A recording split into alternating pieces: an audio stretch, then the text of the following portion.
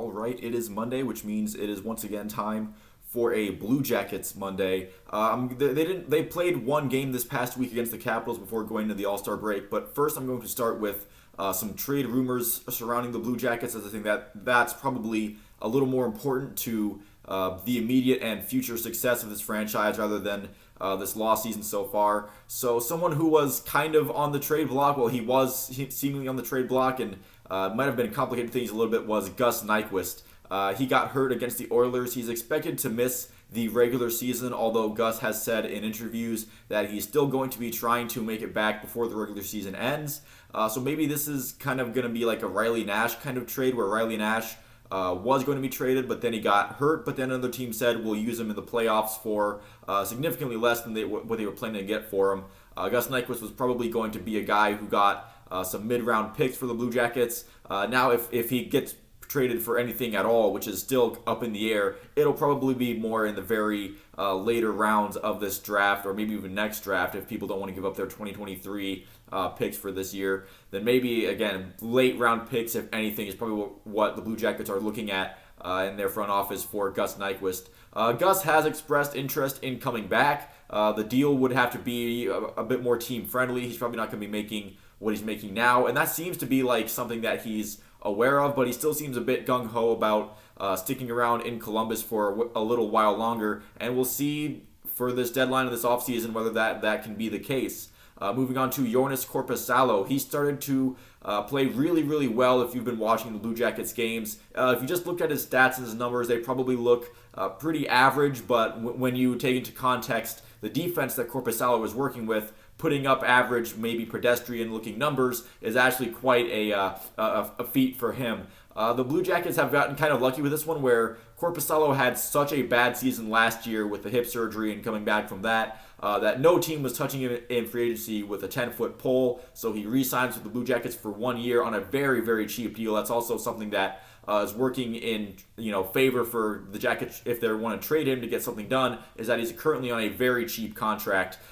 Teams are always going to be liking some goaltending insurance going into the playoffs. Everyone saw his performance in the bubble, which was the last time the Blue Jackets had any postseason hockey. So the last time he's played in the playoffs, he was pretty damn good against the Lightning in the bubble.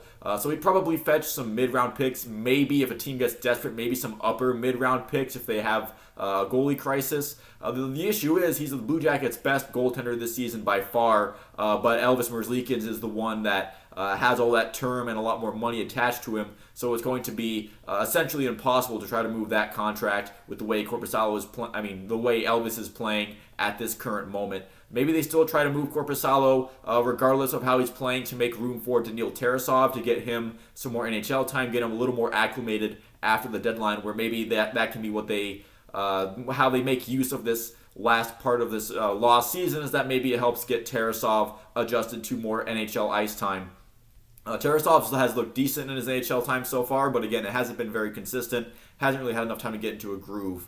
And probably the most headlined trade chip that the Blue Jackets have right now is Vladislav Gavrikov. I feel like he's one of the only truly good, in terms of he's good for the NHL right now, defenseman that the Blue Jackets have. They have a lot of promising pieces and prospects, but right now Gavrikov probably is the bona fide best defenseman that's playing right now. Zach Werenski obviously out for the year. The asking price has reportedly been a first and third round pick, which is what they got from Tampa Bay when they traded for David Savard. I will say, though, that is a pretty steep price, especially when you consider this draft coming up is supposed to be really good. Any first-round pick would be huge. Maybe the Blue Jackets are willing to accept a first-round pick in 2024 instead. But the asking price is a first and a third, so maybe that's what gets the deal done. He is still cheaper right now than trying to go after Jacob Chychrun, so that's something that might be working out in the Blue Jackets' favor, that they are still the cheaper option as far as going after him. But maybe the Jackets would accept getting a little less, since the reports are that they are nowhere close to re-signing a deal. At this point, the Blue Jackets and Gavrikov essentially had some very non-serious talks. It seems like each side balked at the other one's offer, and they haven't really reconvened since this offseason ended. And they might have also priced themselves out with the Erica Branson deal they just signed. But then there's reports that the salary cap's going to go up. So what can you do there? It's kind of it's up in the air at the moment, and that's pretty much especially considering with the Blue Jackets still last in the NHL, they do still hold the best odds to land Connor Bedard at the present moment. They have the same amount of points, but a worse percentage than Chicago. The bad teams do get worse after the deadline, and if the Blue Jackets want to keep up with some of these other teams that were planning on tanking when the season started and didn't get kind of thrown into it like the Blue Jackets have, the Blue Jackets will probably have to offload some of their better pieces at the deadline in order to keep up with some of these bad teams.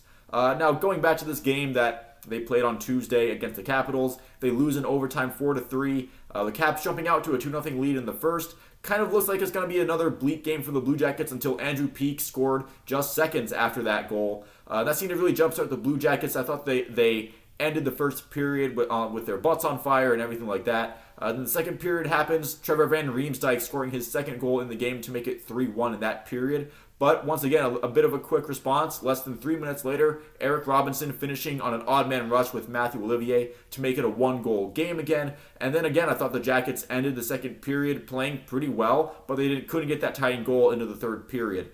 But it was Johnny Gaudreau getting the tying goal. He had Boone Jenner with him on a little bit of a 2-on-1, but of course Johnny's taking that shot. Bayreuther with a nice pass to find him, and the score was tied 3-3 going into overtime. The overtime was pretty blink and you miss it with Kuznetsov getting the goal less than 30 seconds into it. The